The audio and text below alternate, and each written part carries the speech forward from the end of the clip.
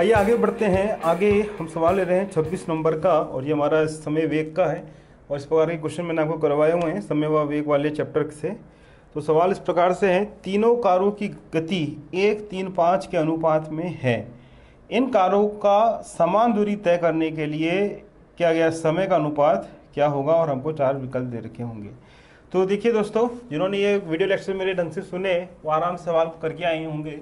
तो देखिए, ए का डिस्टेंस भी डी है, बी का भी डिस्टेंस तीनों का सेम है, और इनकी जो गति है उसका अनुपात यहाँ हम लिखेंगे 1, 3 और 5 के वो अनुपात में है। मान लीजिए वो है 1p, 3p और 5p है।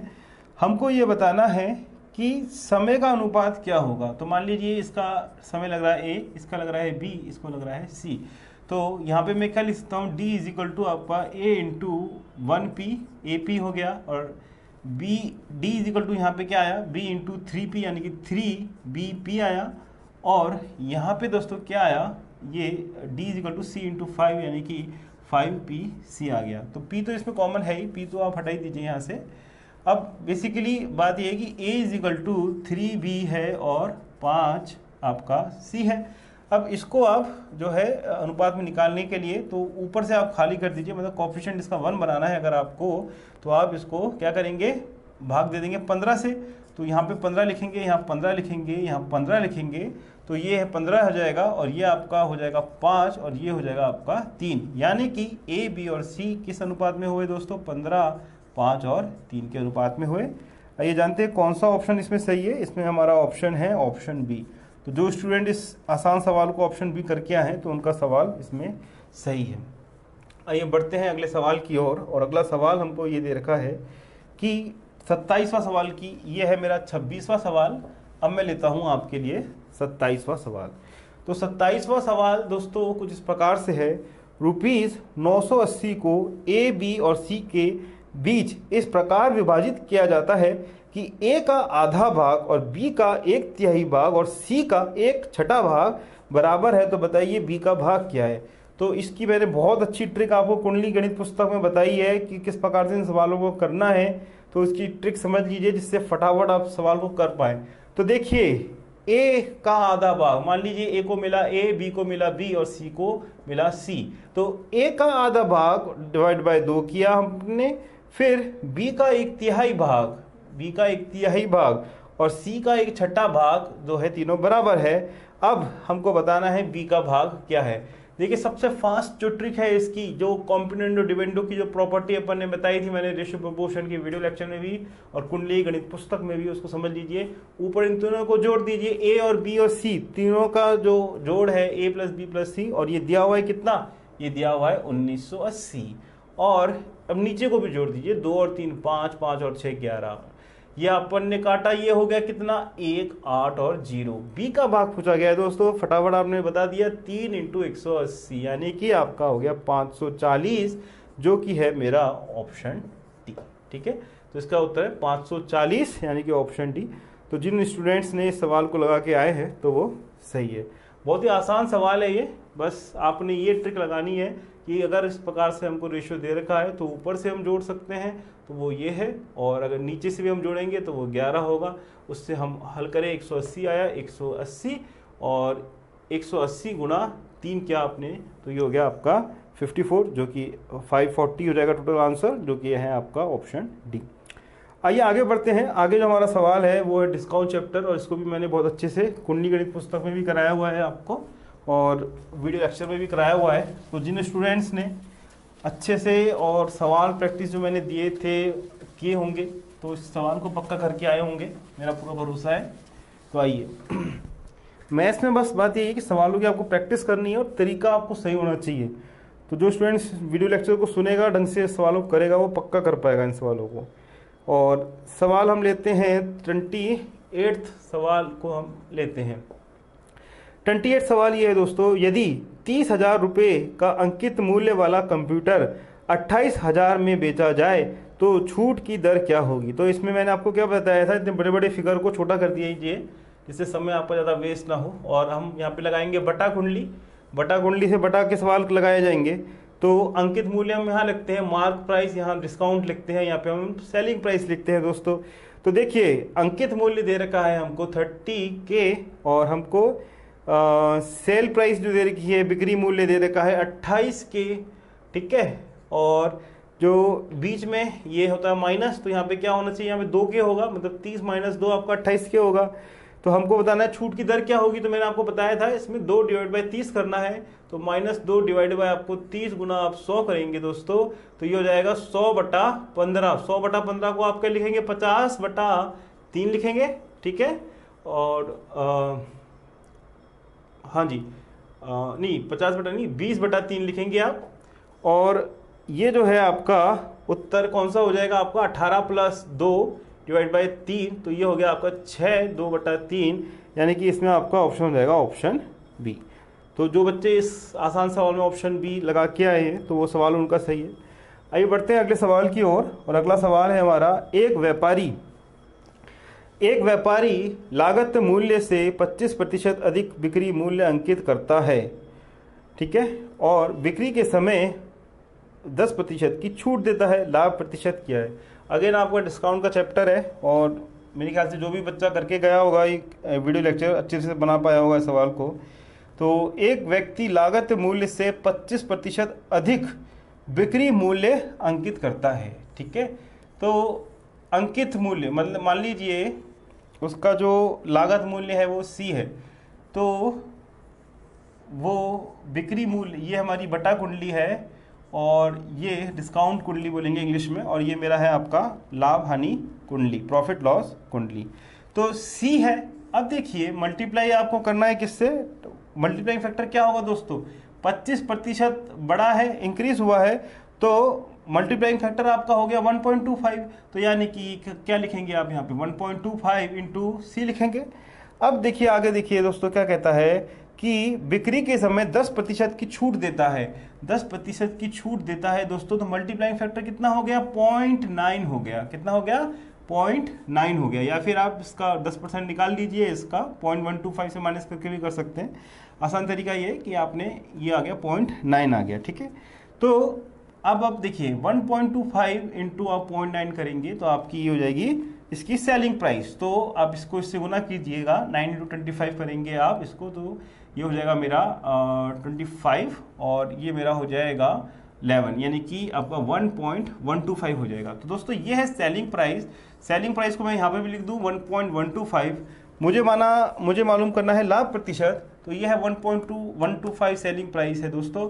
तो मेरा प्रॉफिट कितना हो जाएगा, यहाँ पे ये होता है, इन दोनों को प्लस करके ये आता है, इसको आप माइनस कर दीजिए। तो यही फायदा है कुंडली मेथड का, फटाफट इससे काम होता है। और ये प्रॉफिट है, ये C है, तो लाभ प्रतिशत क्या हो जाएगा दोस्तों, ये हो जाएगा मेरा, यहाँ पे C लगा दीजिए। और ये अब देखिए प्रॉफिट परसेंट निकालने के लिए आप क्या करेंगे, ये है 0.125 C और नीचे है C गुना 100, यानी कि आपका हो गया 12.5%, जो कि आप देख रहे हैं आपका ऑप्शन डी है 12/1/2। तो जो बच्चे ऑप्शन डी को क्लिक करे होंगे तो उनका आंसर सही होगा इसमें। अब आइए अगला सवाल प्रॉफिट लॉस का है। तो प्रॉफिट लॉस का सवाल भी मैंने आपको वीडियो लेक्चर में कराए हुए हैं ये, तो इसको देखिए। पीटर ने कोई वस्तु उसकी मूल कीमत पर 20% की छूट पर खरीदी। तो देखिए पीटर ने कोई वस्तु उसकी मूल कीमत पर 20% की छूट पर खरीदी। तो इसमें आप कुंडली बना लीजिए, ठीक है। और उस आगे लिखा है उसने उसे खरीद मूल्य पर 40% बढ़ाकर बेच दिया। नया बिक्री मूल्य मूल कीमत से कितना प्रतिशत अधिक है। नया बिक्री मूल्य मूल कीमत से कितना प्रतिशत अधिक है। तो पीटर ने कोई वस्तु उसकी मूल कीमत पर 10% की छूट पर खरीदी। तो मान लीजिए कि उसकी जो कॉस्ट प्राइस थी वो C थी। अब 10% की छूट पर उसने खरीदी है, कम पे खरीदी है, तो मल्टीप्लाइंग फैक्टर कितना होगा दोस्तों 0.8।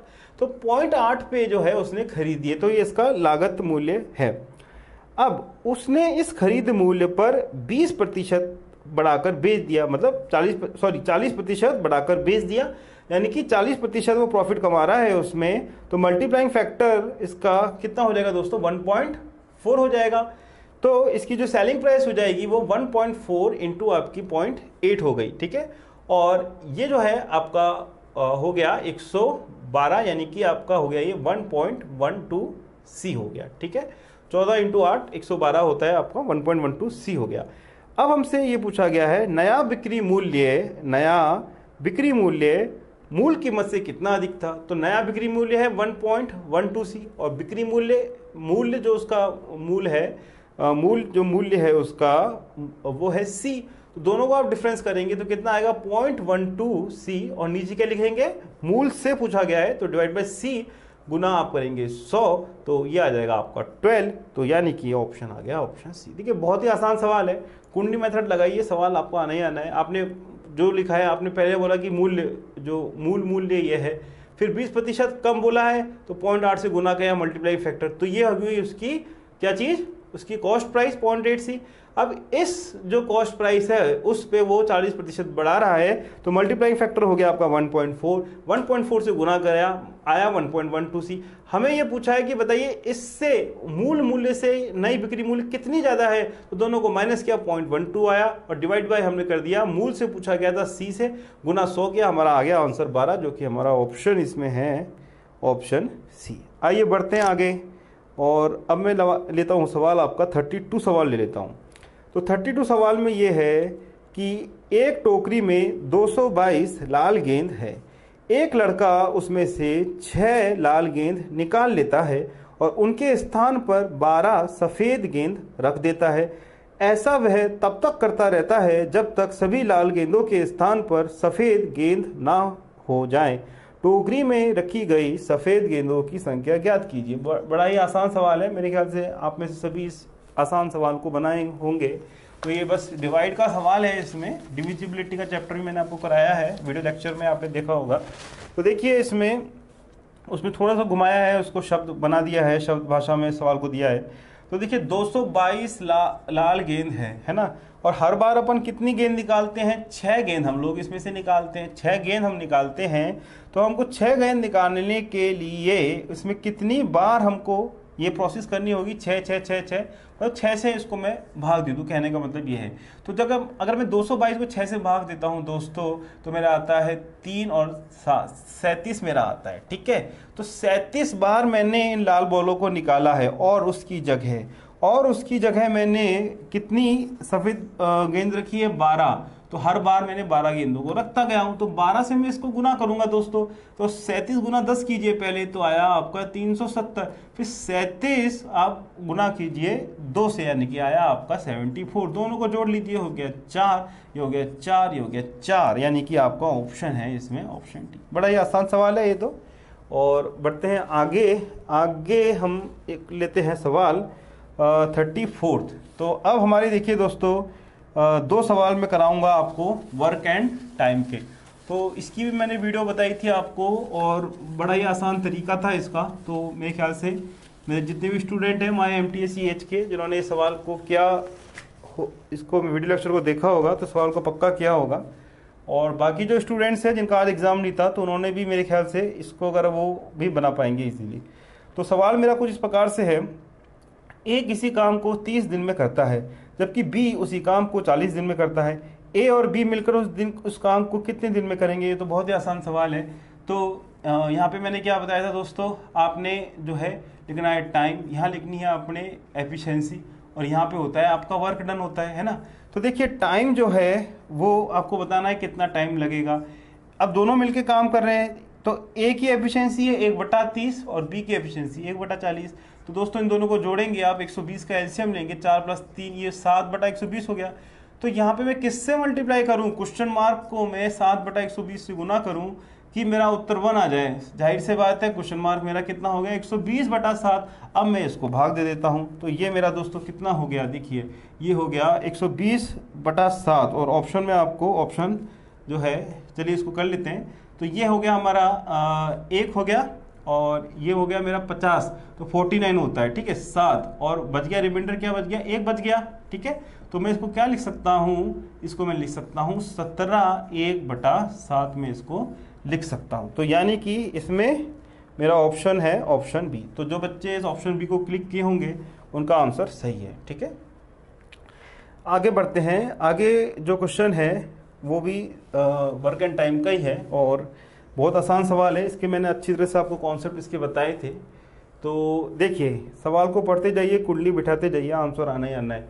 तो टाइम है, एफिशिएंसी है और वर्क है दोस्तों।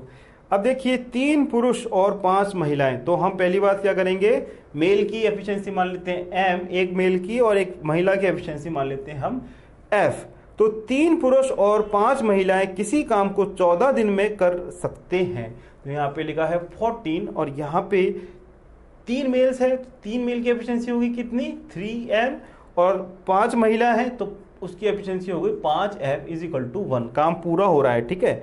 जबकि 5 पुरुष उसे 14 दिन में कर सकते हैं। अब मैं केस लेता हूं 5 पुरुष वाला, तो यानी कि 5m वो भी 14 इज इक्वल टू 1 है। अब हमको ये बताना है कि 5 पुरुष और 5 महिलाएं, मतलब 5 पुरुष और 5 महिलाएं उस काम को कितने दिन में करेंगे, तो ये हमको बताना है, काम पूरा करेंगे। यहाँ पे है क्वेश्चन मार्क। तो देखिए 5m तो यहीं से आ जाएगा, 14 इंटू 5m, मैंने आपको क्या बताया था, समय into efficiency is equal to आपका वर्क डन होता है। तो देखिए 14 into 5m is equal to 1 है, यानी कि मैं कह सकता हूं क्या कि 5m मेरा कितना है, 1/14। तो 1/14 तो ये चीज आई गई अपनी, ठीक है। अब हमको निकालनी क्या है, f निकालनी है। तो देखिए ये 14 into 3m plus 5f is equal to 1 है। तो मतलब 3m plus 5f is equal to 1/14 है, ठीक है। अब देखिए यहाँ पे 5f कितना हो जाएगा, वो हो जाएगा 1/14 माइनस 3 इंटू m, और m क्या है दोस्तों, 1/14, और 5 इधर ले आइए आप, तो 14 इंटू 5 आप इधर लिख दीजिए। अब मैं इसका एलसीएम ले लेता हूँ, 14 इंटू 5 में करूँगा तो 5 माइनस 3 2 हो जाएगा, तो यानी कि हो जाएगा 7 हो जाएगा, ठीक है। तो 5f मेरा कितना है दोस्तों, 1/35 है ना। अब 5m मेरा है 1/14 है। एक काम करता हूँ मैं, इसको मैं 2/14 ही रहने देता हूँ मैं। तो यह 1/14 प्लस 5m मेरा है 1/14, और 5f जो है मेरा उसको मैं लिखता हूँ 2/14 इंटू 5 में लिख सकता हूँ, ठीक है। अब 14 इंटू 5 का अगर आप एलसीएम लेते हैं तो ये हो गया 5 प्लस 2 यानी कि 7 हो गया, और ये हो गया 2, और ये हो गया 10, 1/10। तो दोस्तों ये है, इसकी वैल्यू 1/10 है। तो किससे गुना करें 1 आ जाए दोस्तों, 10 से गुना करेंगे। तो यानी कि इसका ऑप्शन देखिए विकल्प में 10 होना चाहिए। हाँ जी, ये है ऑप्शन बी। तो बहुत आसान सवाल है ये। आइए 36 सवाल है, ये मेंसुरेशन का है, और मेंसुरेशन के सवाल को हम अब लेंगे। तो इस मेंसुरेशन के सवाल में आप देखिएगा,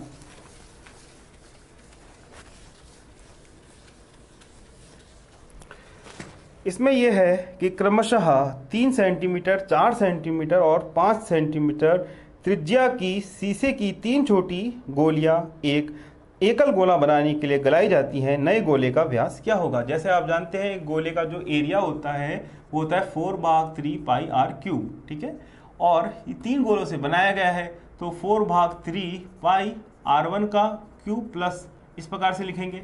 तो कहने का मतलब ये कि 4/3 पाई जो है वो हट जाएगा, तो ये आ जाएगा आपका r क्यूब, ये आ जाएगा आपका r1 क्यूब, ये आ जाएगा आपका r2 क्यूब, और ये आ जाएगा आपका r3 का क्यूब, ठीक है। अब देखिए आप 3 का आप क्यूब करेंगे तो कितना आएगा, 27 आएगा। 4 का आप क्यूब करेंगे तो कितना आएगा, 64 आएगा। और 5 का आप क्यूब करेंगे तो 125 आएगा। तो 7 और 4 11, 11 और 5 16, एक जोड़ दीजिए यहाँ पे, एक और 2 3 6 9, 9 और 2 11, और ये 216 किसका क्यूब रूट है, मैंने आपको क्यूब रूट वाले में बताया था। तो ये है आपका 6 का है, तो r इज इक्वल टू 6 है। अब पूछा गया है व्यास पूछा गया है आपसे। देखिए कई बच्चे जो है इसका उत्तर 6 लिख के छोड़ देंगे, पर हमसे त्रिज्या नहीं पूछा गया है नए गोले का, व्यास पूछा गया है डायमीटर, जो कि है 6 इंटू 2 करेंगे, जो कि है 12 सेंटीमीटर। तो इस लिहाज से इसका ऑप्शन हो जाएगा ऑप्शन सी।